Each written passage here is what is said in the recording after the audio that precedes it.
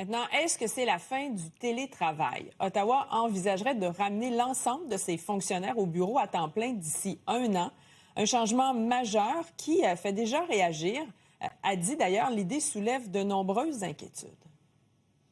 Oui, exactement, Audrey. Vous entendrez dans un instant quelques réactions qu'on a pu recueillir, mais d'abord vous dire qu'on a tenté aujourd'hui d'obtenir une confirmation de cette information qui a d'abord été rapportée par le quotidien La Presse.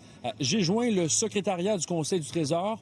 On ne me confirme pas ces informations, mais on ne les dément pas non plus. On se contente de dire finalement que pour l'instant, la politique sur le télétravail demeure inchangée. Présentement, ce qu'il faut savoir, c'est que les fonctionnaires fédéraux doivent se présenter au bureau au moins 3 fois par semaine. Et vous comprendrez sur le terrain, Audrey, que les fonctionnaires qui ont finalement adopté ce mode de vie redoutent un retour complet en présentiel. D'autres, au contraire, y voient plutôt certains avantages. Alors, écoutons ensemble quelques réactions et on se reparle, Audrey. Je suis toujours dans la route pour 50 minutes, tous les jours, de lundi jusqu'à mercredi. Et ça fait pas de sens pourquoi on ne peut pas le faire à la maison. C'est la même chose. Et moi, ça me dérange pas. Je vis à 10 minutes d'ici.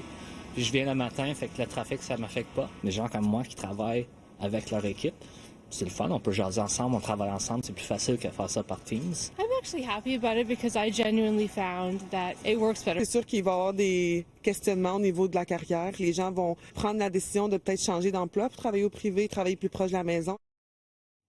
Et a dit des raisons données, c'est d'assurer une meilleure productivité. Mais vous avez discuté avec une experte qui ne croit pas que le télétravail rime nécessairement avec manque de productivité.